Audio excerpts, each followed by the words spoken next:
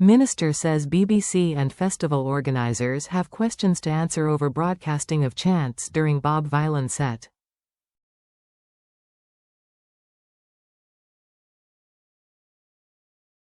Chants of death to the Israeli military at Glastonbury were appalling, and the BBC and the festival have questions to answer, Wes Streeting has said, while adding that Israel needs to get its own house in order.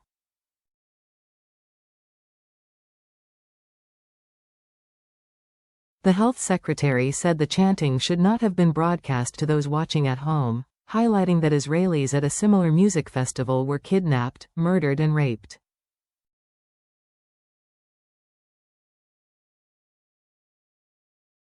I thought it's appalling, to be honest, and I think the BBC and Glastonbury have got questions to answer about how we saw such a spectacle on our screens, he told Sunday Morning with Trevor Phillips on Sky News.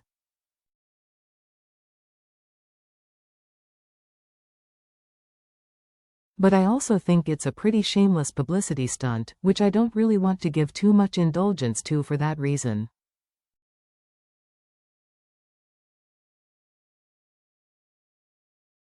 He also had strong words for Israel, which has condemned the chanting. Streeting said what people should be talking about in the context of Israel and Gaza is the humanitarian catastrophe in the territory and the fact that Israeli settlers attacked a Christian village in the West Bank this week.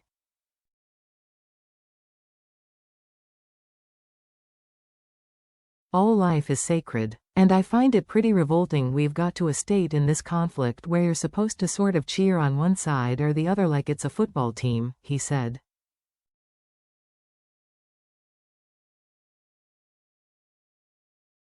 Asked about the Israel Embassy's response to the chants at Glastonbury, he said, "Well, I'd say sort of two things in response to those words from the Israeli Embassy.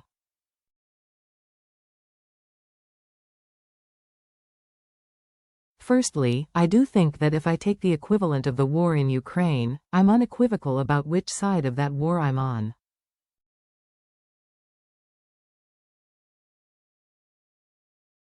I want Ukraine to win.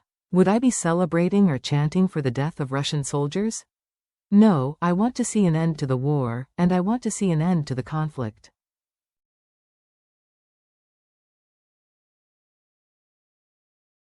I'd also say to the Israeli embassy, get your own house in order in terms of the conduct of your own citizens and the settlers in the West Bank."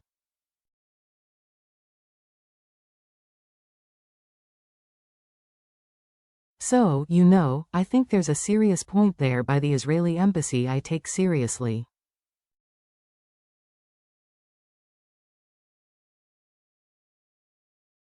I wish they'd take the violence of their own citizens towards Palestinians more seriously.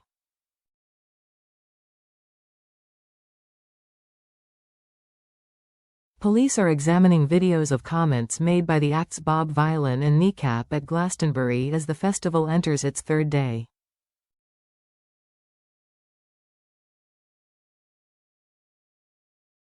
On Saturday, the rapper Bobby Vylan, of the rap punk duo Bob Vylan, led crowds at the festival's West Holtz stage in chants of "Free, Free Palestine," and "Death, Death to the IDF, Israel Defense Forces."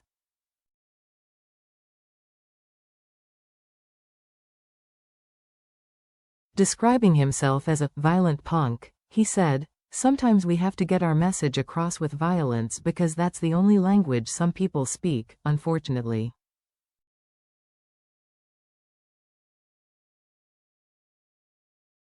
Glastonbury organizers said on Sunday that the act had crossed a line. With almost 4,000 performances at Glastonbury 2025, there will inevitably be artists and speakers appearing on our stages whose views we do not share, and a performer's presence here should never be seen as a tacit endorsement of their opinions and beliefs, the festival said in a statement.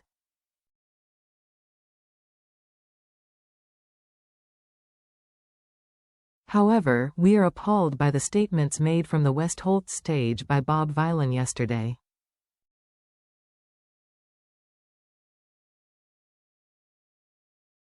Their chants very much crossed a line, and we are urgently reminding everyone involved in the production of the festival that there is no place at Glastonbury for anti-Semitism, hate speech or incitement to violence.